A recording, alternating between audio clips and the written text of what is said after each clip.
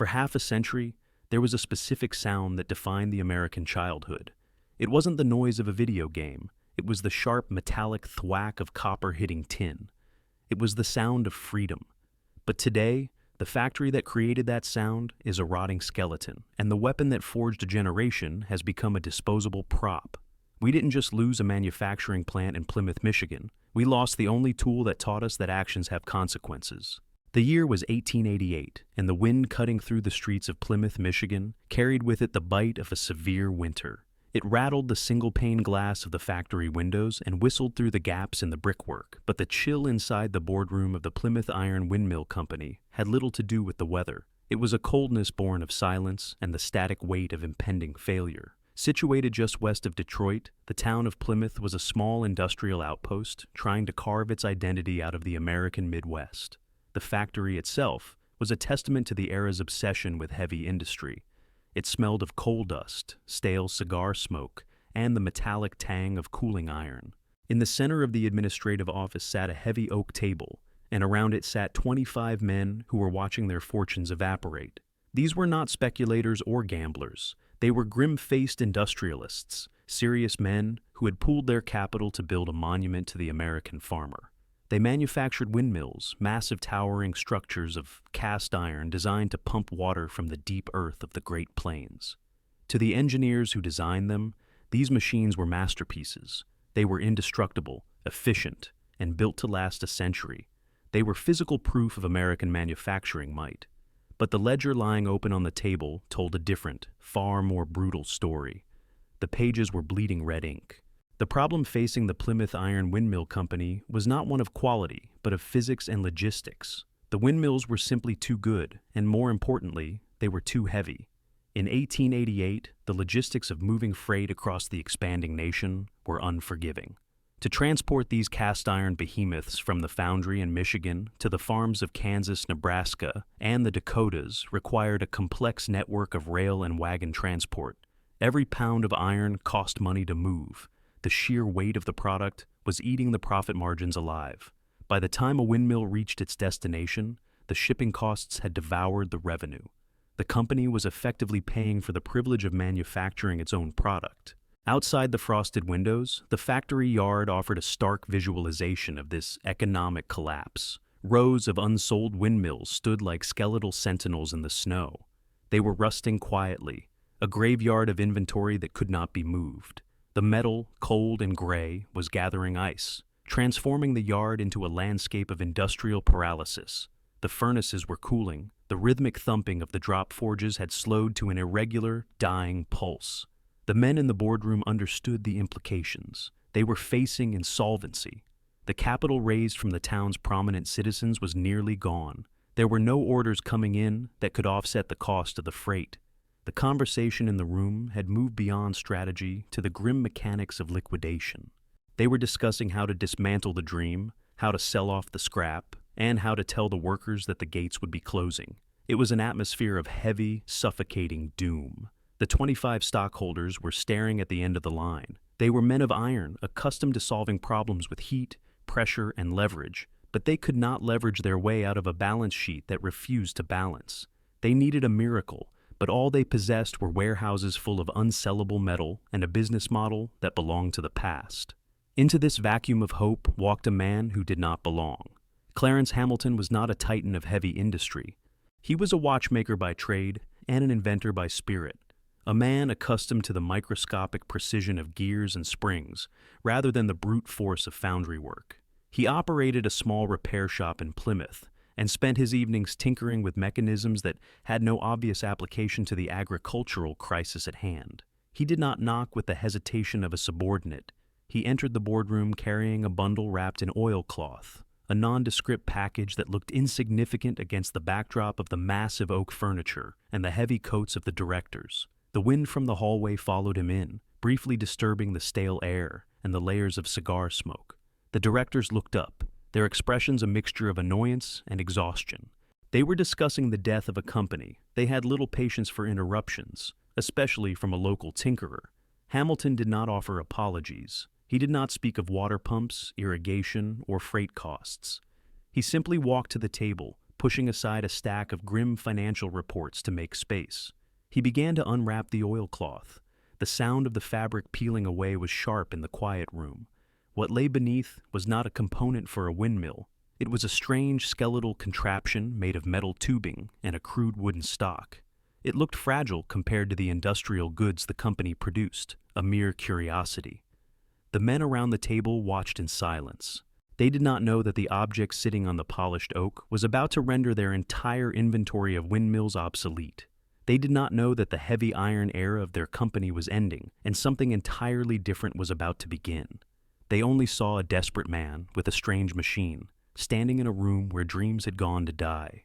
The object resting on the polished oak table was an anomaly in a room dedicated to heavy industry. To the 25 directors of the Plymouth Iron Windmill Company, men whose livelihoods were measured in tons of cast iron and feet of drilled well pipe, the device looked insubstantial. It was a skeletal framework of metal tubing attached to a modest wooden stock, a contraption that seemed to belong more to a carnival gallery than a manufacturing plant.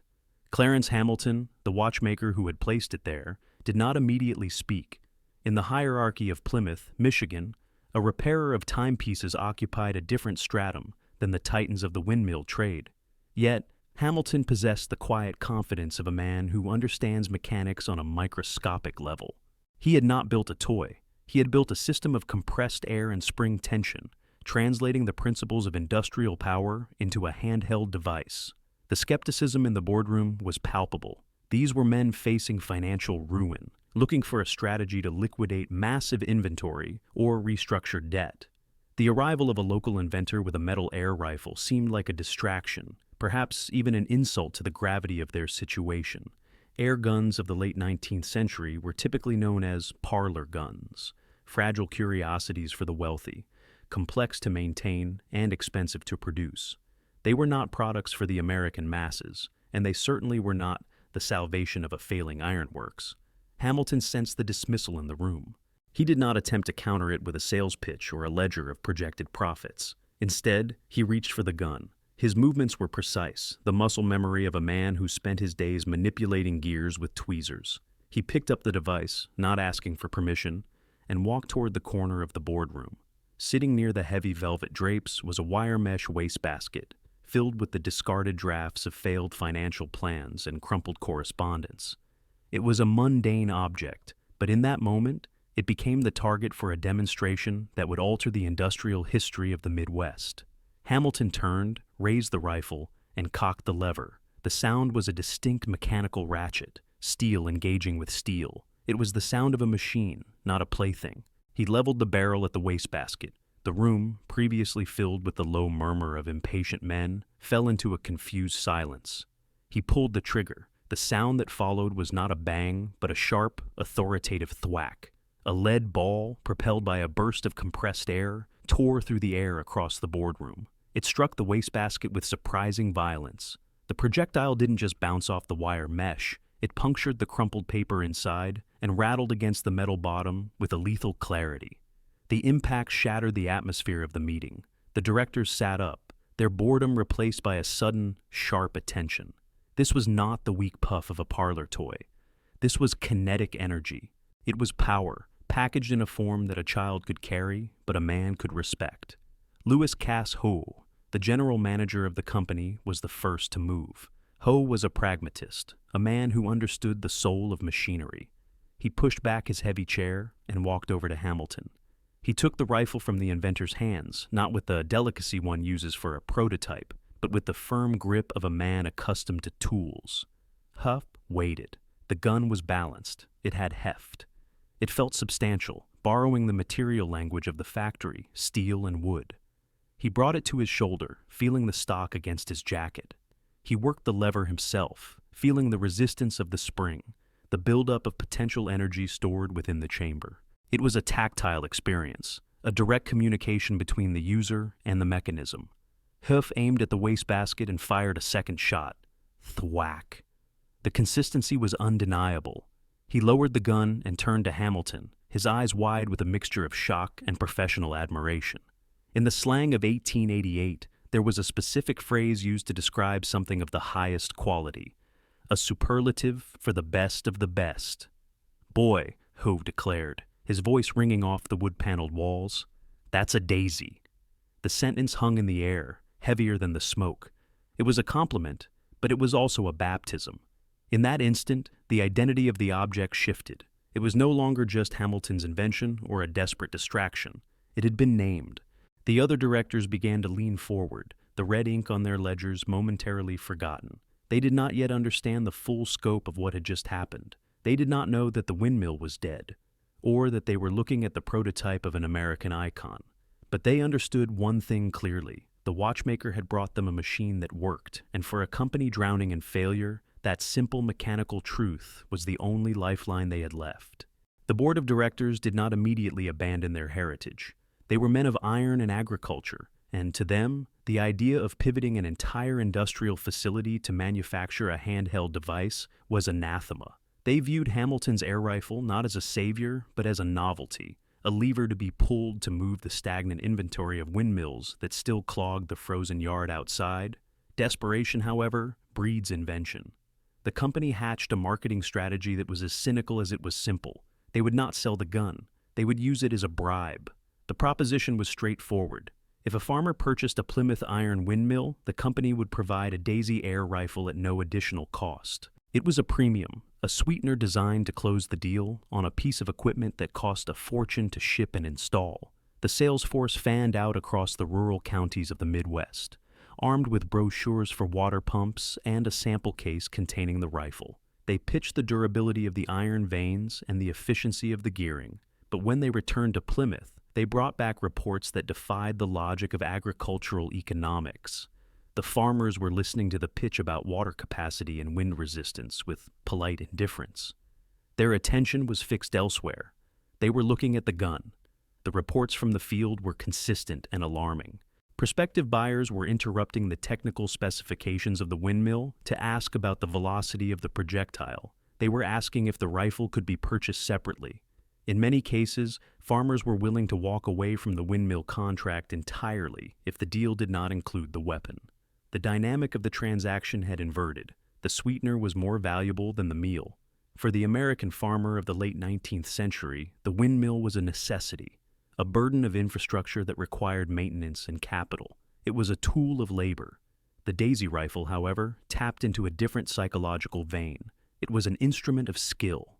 It was a tool for pest control, useful for dispatching rats in the barn or crows in the cornfield.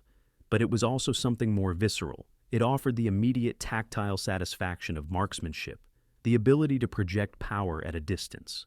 The demand for the rifle surged, independent of the windmills. The company found itself in a bizarre position. They were manufacturing a heavy, expensive product that no one wanted in order to give away a light, inexpensive product that everyone craved. The economics were undeniable. A windmill required a flat car to ship. A crate of rifles could be sent by parcel post. The profit margin on the iron towers was being erased by freight costs, while the margin on the stamped metal guns was substantial. By 1895, the writing was on the factory wall. The Plymouth Iron Windmill Company had accidentally stumbled upon a deep, primal desire in the American consumer. They had tapped into a market that had nothing to do with agriculture and everything to do with ballistics. The board of directors convened again, 7 years after Hamilton had first fired into the wastebasket. The mood was no longer one of desperation, but of calculated resolve. The decision they faced was a betrayal of their original purpose, but it was the only path to survival.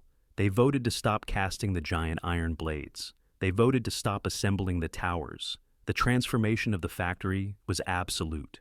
The blast furnaces that had once melted tons of iron for structural supports were retooled to melt lead for ammunition. The heavy stamping presses were recalibrated to form slender barrels and receivers. The tooling for the windmills was dragged out to the scrap heap, left to rust alongside the unsold inventory of the previous decade. In January of 1895, the board filed the necessary legal paperwork to officially change the name of the corporation. The word windmill was dropped forever. They became the Daisy Manufacturing Company. This transition marked a profound mutation in industrial history. Usually companies evolve slowly, iterating on existing products. This was a metamorphosis. A heavy industry firm, dealing in the most utilitarian equipment possible, had transformed overnight into a purveyor of fantasy and precision. The sheer scale of the operation had shrunk, but the ambition had grown. They were no longer pumping water from the ground. They were putting steel in the hands of the nation. The transition from windmills to air rifles did not soften the industrial DNA of the Plymouth factory. As the 20th century dawned, the Daisy Manufacturing Company was not in the business of making toys. They were in the business of downsizing industrial equipment. The early rifles that rolled off the assembly lines were stamped from heavy-gauge steel and fitted with genuine hardwood stocks. They smelled of machine oil and required significant physical effort to operate. They were tools, designed with the same utilitarian philosophy as the agricultural machinery that had preceded them. Presiding over this new era was Cass Hove, the grandson of the man who had named the Daisy. Hove was a modern adventurer, an aviator who flew his own planes and believed in the inherent value of risk. He looked at the youth of America and saw not children to be coddled, but raw material to be forged. In his view, a boy without a gun was a boy without a compass. The rifle was a teacher of consequences. If a child handled it carelessly and pinched a finger in the lever, the pain was not an accident. It was tuition in the school of reality. This philosophy found its physical embodiment in 1938. Daisy partnered with Fred Harmon, the creator of the popular Red Ryder comic strip, to create a rifle that would define a generation. The result was not merely a branded product. It was a myth made of metal. The Daisy Red Ryder model, 1938, was a carbine that weighed nearly 3 pounds. It featured a saddle ring and a leather thong, useless for ballistics but essential for the fantasy of the frontier. When the world darkened in the 1940s, the factory in Plymouth became a strange mirror of the global conflict. While fathers were shipped to Guadalcanal and Normandy carrying M1 Garands, their sons patrolled the backyards of Ohio and Kansas with Red Ryders. The connection between the two weapons was more than cosmetic. Both were made of wood and steel. Both required maintenance. Both projected power. The backyard became a training ground. The boy shooting at a tin can on a fence post was participating in the martial culture of his nation. He learned to account for windage, to control his breathing, and to respect the lethal potential of the object in his hands. The climax of this era was a quiet, repeated ritual in living rooms across America. When a boy in 1940 unboxed a Red Ryder, he was not greeted by the smell of plastic or the bright colors of packaging. He was hit by the scent of gun oil and the cold authority of blued steel. The stock, stained deep walnut, bore the branded image of the cowboy, a sear mark of authenticity. To hold it was to accept a transfer of power from the adult world. It was a heavy, solemn responsibility, placed directly into the hands of a child who was being asked, silently and firmly, to become a man. By 1958, the atmosphere in Plymouth, Michigan had shifted. The confident, rhythmic pounding of the drop forges that had defined the town's heartbeat for 70 years began to falter. The factory on Union Street, once a cathedral of ballistics where the Red Ryder was revered, had become a battleground for a new kind of conflict. The enemy was no longer a rival toy manufacturer or a shortage of raw materials. The enemy was the changing economic geography of the United States. For decades, the Daisy Manufacturing Company had thrived on a symbiosis between the town and the plant. The men who worked the lines were not transient laborers. They were career machinists. They possessed a form of tribal knowledge that existed nowhere else in the world. They knew the precise shade of cherry red heat required to temper a mainspring so it would snap with authority without shattering in the Michigan cold. They understood the grain of the maple and walnut stalks, instinctively knowing how to turn the wood to prevent splitting after years of use. This expertise was not recorded in engineering schematics or employee handbooks. It was held in the hands and the eyes of the workforce. However, inside the executive offices, the view was clinical. Cass Hope, the man who had once championed the rifle as a tool for building character, was now forced to view the factory as a liability. The labor unions of the Detroit area were growing powerful, demanding wages and benefits that the thin margins of the airgun business could not sustain. The machinery, some of it dating back to the windmill era of the 1880s, was aging. The brick complex itself was becoming inefficient, a labyrinth of retrofitted rooms that slowed down production. The solution presented to the board was geographically radical. Far to the south, in the Ozark Mountains, lay the town of Rogers, Arkansas. It was a place disconnected from the industrial history of the Rust Belt. The land was cheap, the local government was desperate for investment, and crucially, the labor force was non-unionized. The decision to relocate was made with the cold precision of a balance sheet correction. It was a tactical withdrawal from the place of the company's birth. When the announcement was finally made to the floor, it was received not with anger, but with the stunned silence of a family being abandoned by its patriarch. The workers of Plymouth were being told that their skills, their loyalty, and their specialized knowledge were no longer the company's most valuable assets. Low overhead was. The dismantling of the Plymouth factory was a funeral procession for the industrial age of the city. For weeks, heavy trucks lined up along Union Street, their engines idling with a low, mournful rumble. The extraction of the machinery was a violent act. Massive stamping presses, which had been bolted to the concrete floors since the presidency of Grover Cleveland, were wrenched free. The floor shook one last time, not from production, but from amputation. The tragedy of the move was specific and localized. The company took the hardware, the dies, the molds, the presses, and the brand name. They took the physical means of production, but they left the software behind. The master woodworkers, the spring temperers, and the assembly foremen were given severance checks and handshakes. They were told to find new relevance in a town that had just lost its primary reason for existing. As the last convoy of trucks pulled away, heading south toward the Ozarks, they left behind a brick skeleton.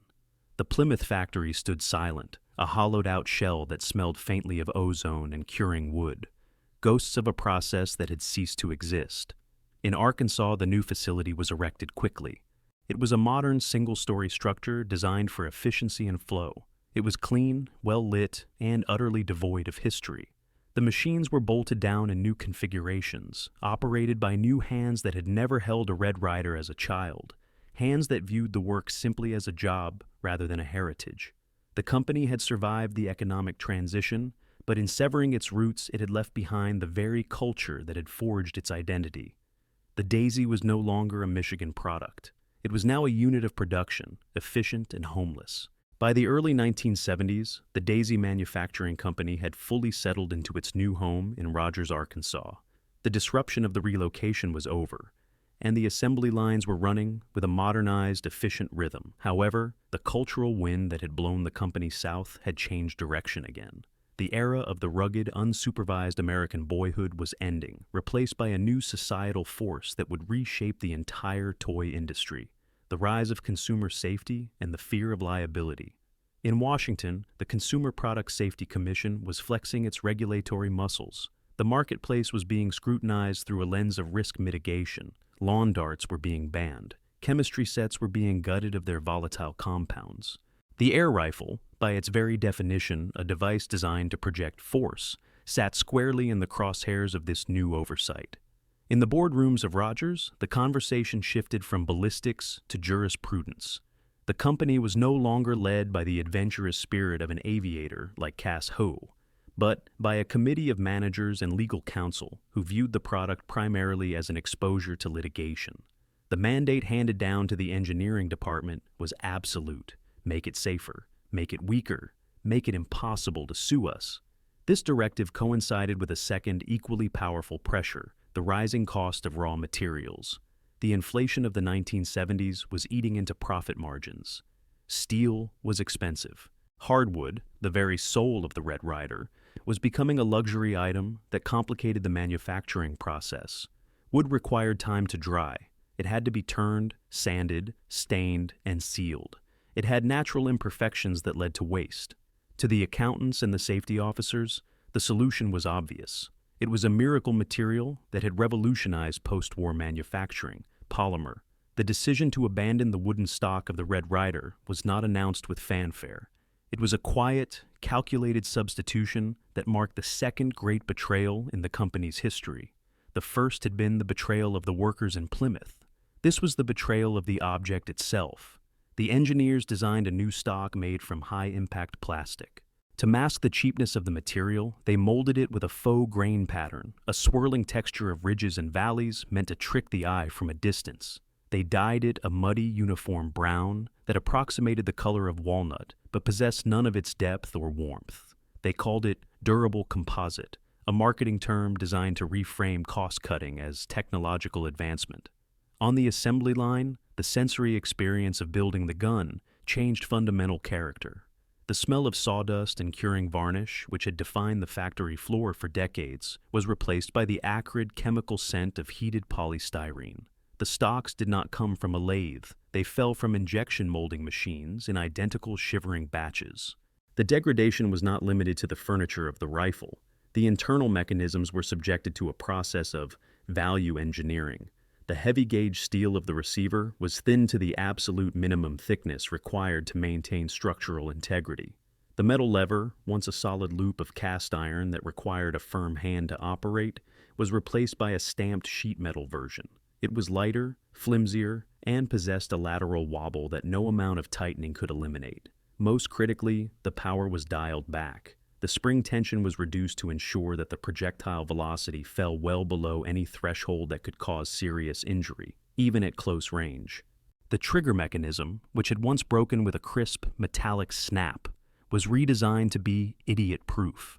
The result was a trigger pull that felt mushy and vague, a long, plastic creep that disconnected the shooter from the moment of firing. The Red Ryder of 1975 looked, in a two-dimensional photograph, exactly like the Red Ryder of 1940. It had the saddle ring, it had the cowboy branding, but it was a simulacrum, a hollow copy that retained the image but had lost the substance. The consequences of this shift played out not in the factory but in the aisles of department stores like Kmart and Sears. This was the era where the fathers of the baby boom generation, men who had come of age in the 1940s and 50s, were looking to pass the torch to their own sons. These men carried a specific sensory memory of the Daisy rifle. They remembered the heft. They remembered the cold bite of the steel and the solid, reassuring thud of the wood against their cheek. The transaction usually followed a predictable, melancholy script. A father would take the box from the shelf, his mind filled with the nostalgia of his own initiation into manhood. He would call his son over, promising him not just a toy, but a rite of passage. Then, the box would be opened. The first betrayal was the weight. The new gun was terrifyingly light. It did not sink into the hand. It floated. The center of gravity was wrong. The father would reach in and lift it, his muscle memory expecting 3 pounds of industrial density, but finding only 1.5 pounds of hollow assembly. Then came the touch.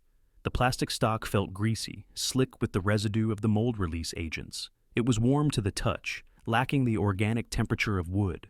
Running a thumb along the underside of the stock, the father would feel the sharp, raised seam where the two halves of the plastic shell had been glued together, a visible scar of mass production that no amount of sanding could hide. Finally, there was the sound. In the quiet of the store aisle or the garage, the father would tap his fingernail against the stock. Instead of the dull, solid thud of hardwood, the gun responded with a high-pitched, hollow clack-clack. It was the sound of emptiness. It was the sound of a disposable object. In that moment, the transmission of heritage was interrupted. The father realized he was not handing his son a weapon. He was handing him a prop. The danger had been engineered out, and with it, the respect. A wooden rifle demands care. If you leave it in the rain, it warps. If you drop it on concrete, it scratches. It ages with the user, accumulating scars that tell a story. It requires oil and polish. It demands a relationship. A plastic rifle is indifferent. It is impervious to the elements, but susceptible to shattering. If the plastic stock cracked, it could not be repaired with glue and clamps. It had to be thrown away. The message encoded in the material was clear. This object does not matter. It is not an heirloom. It is a SKU number designed to be used for a few summers and then discarded in a landfill where it would sit for 10,000 years without decomposing. The children of the 1970s did not know what they were missing. They accepted the plastic gun because they had no point of comparison. They ran through the backyards of suburbia, cocking the flimsy levers and firing low-velocity BBS that bounced harmlessly off cardboard boxes. But the psychological weight of the experience had evaporated. The Daisy Corporation had succeeded in its goal. They had lowered the unit cost. They had reduced the liability. They had satisfied the Consumer Product Safety Commission. They were selling millions of units, and the shareholders were satisfied. But in their quest to make a gun that was impossible to sue over, they had made a gun that was impossible to love. They had turned a teacher of consequences into a unit of consumption. The plastic lie was not just that the gun was fake, it was the pretense that the values of the past could be mass-produced in a mold without the weight and the risk that had made them real in the first place. Throughout the 1980s, the physical remains of the Daisy Manufacturing Company in Plymouth, Michigan, stood as a colossal, rotting monument to a vanished era.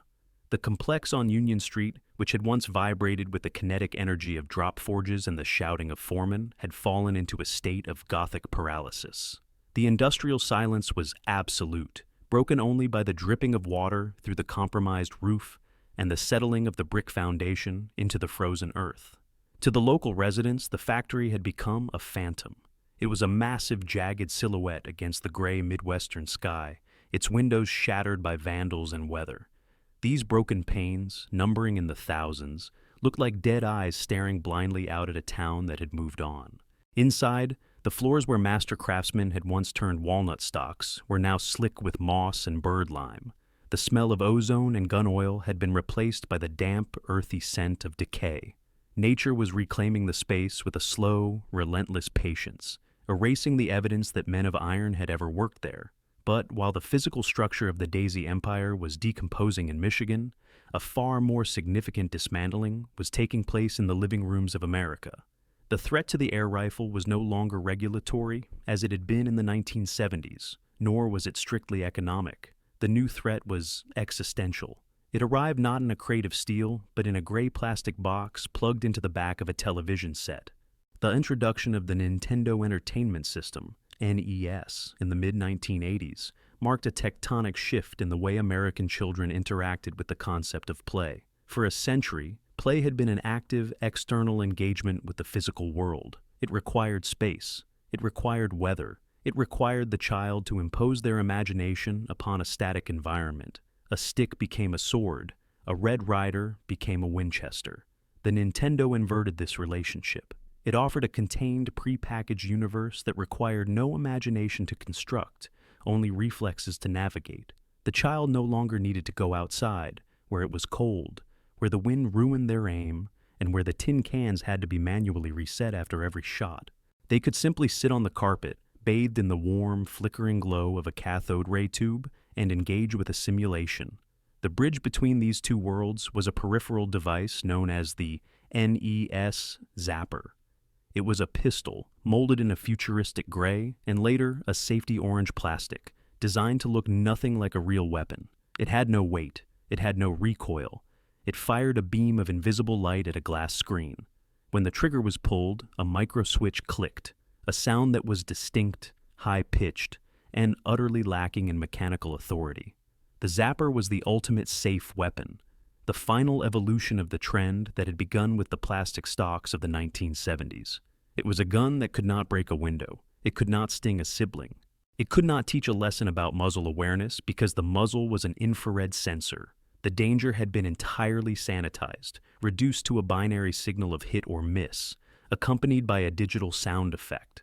The cultural transition was catastrophic for the airgun industry. The Daisy Boy, the archetype of the kid roaming the woods, learning patience and marksmanship, was being rapidly replaced by the gamer.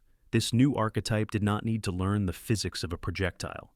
They did not need to understand windage, gravity, or the drop of a copper ball over distance. They needed to understand the algorithm of the machine. In the game Duck Hunt, the targets did not behave like biological entities. They followed a programmed loop. They moved in predictable patterns. If the player missed, there was no physical consequence, only a mocking animation of a dog. If the game ended, there was no finality. The player simply pressed reset and the world reconstituted itself, ready to be conquered again. This shift from the physical to the digital rewired the reward centers of a generation. Shooting a BB gun is a slow, deliberate process. It involves loading the BBS, often one by one, into the magazine. It involves cocking the lever, which requires physical effort. It involves steadying the breathing and squeezing the trigger. The reward is a singular, satisfying ping of metal on metal. It is a high-effort, low-frequency loop. Video games offered a low-effort, high-frequency loop. The action was frantic. The feedback was instant. The screen flashed, the score ticked up, and the dopamine hit was immediate. A child could fire 10,000 virtual rounds in a single afternoon without ever touching a piece of metal or smelling gunpowder. the patience required to master a Red Ryder, the discipline that Cass Ho had believed was essential for building character, was rendered obsolete by the twitch reflex required to master a controller. As the 1980s bled into the 1990s, the technology accelerated. The static targets of Duck Hunt gave way to the three-dimensional violence of first-person shooters like Doom and GoldenEye. The simulation of combat became hyper-realistic in its graphics, but increasingly detached from reality and its consequences. In these virtual environments, the gun was merely a cursor, a hitbox that extended from the player's point of view. The enemies were polygons. The violence was spectacular, filled with blood and explosions, yet it was spiritually hollow. In the world of the Red Ryder, if a boy shot a bird, he held a dead creature in his hand. He felt the weight of that life. He learned, often with a sudden sickening jolt of maturity, that once the trigger is pulled, the bullet cannot be called back. In the digital world, nothing died. Enemies respawned. Mistakes were erased. The concept of consequence, the very thing the Plymouth factory had accidentally manufactured for decades, was deleted from the code. The parallel decay of the factory and the rise of the console was not a coincidence. It was a substitution. As the actual machinery of American industry rusted into oblivion, the virtual machinery of American entertainment rose to take its place. The grand brick structure in Plymouth, with its sawtooth roof and iron bones, stood as a tombstone for a way of life that prioritized the tangible over the virtual. By the time the demolition crews finally arrived at Union Street to tear the old factory down, the destruction was almost redundant. The true demolition had already occurred in the minds of the youth. The culture of marksmanship, of stewardship over a dangerous tool had been dismantled. The sensory connection to steel and wood had been severed. The Daisy brand, trapped in its modern facility in Arkansas, tried to compete. They released new models that mimicked the aesthetics of the video games, plastic rifles with tactical rails and aggressive styling. But it was a losing battle. They were trying to sell a tool to a generation that only wanted toys. They were offering a single-shot spring-air rifle to a demographic accustomed to automatic plasma cannons and infinite ammunition. The ghost of the Plymouth factory did not haunt the town because of the noise or the rubble. It haunted the town because it represented a lost gravity. The weight of the world had become lighter. The tools had become pixels. And the children, once forged in the backyard with a heavy piece of iron, were now bathed in the blue light of the television, safe, clean, and utterly disconnected from the truth of the trigger. In the geography of modern commerce, the destination for the American firearm enthusiast is no longer the local hardware store with its creaking wooden floors and the smell of sawdust. It is the big box supercenter, a cavernous, windowless expanse of polished concrete and fluorescent light. Here, under the hum of industrial air conditioning, the history of the Daisy Manufacturing Company has come to rest. If one walks past the aisles of flat-screen televisions and the rows of disposable clothing deep into the sporting goods section, the Red Ryder can still be found. It does not occupy a place of honor behind a glass counter. It hangs from a metal peg, suspended in a clear, vacuum-sealed blister pack. It is sandwiched between colorful fishing lures and fold-out camping chairs, just another unit of inventory in a sea of consumer plastics. The company that produces this item is no longer the family-run enterprise that once agonized over the temper of a spring in Plymouth, Michigan. Through a series of acquisitions and mergers, the Daisy brand has become a line item in the portfolio of a faceless conglomerate. To the modern ownership, the Red Ryder is not a cultural touchstone or a tool for character development. It is an asset with high brand recognition and low manufacturing overhead.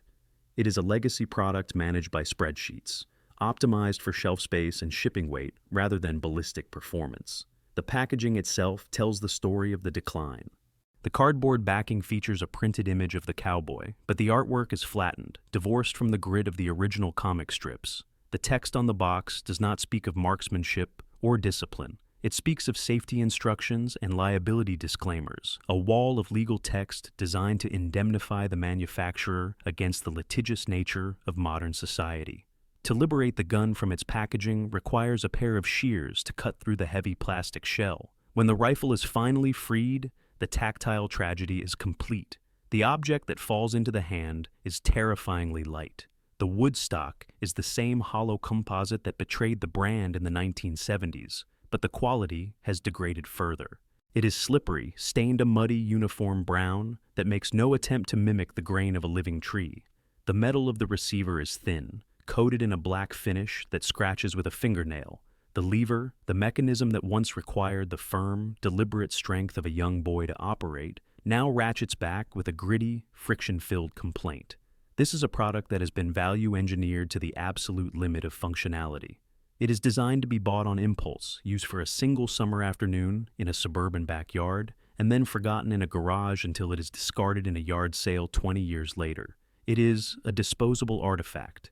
The distance between the boardroom of 1888 and the retail aisle of the present day is measured in more than just years. It is measured in a fundamental shift in the American philosophy of childhood. The men of the Plymouth Iron Windmill Company did not set out to build a toy. They were industrialists who believed in the durability of iron and the permanence of construction.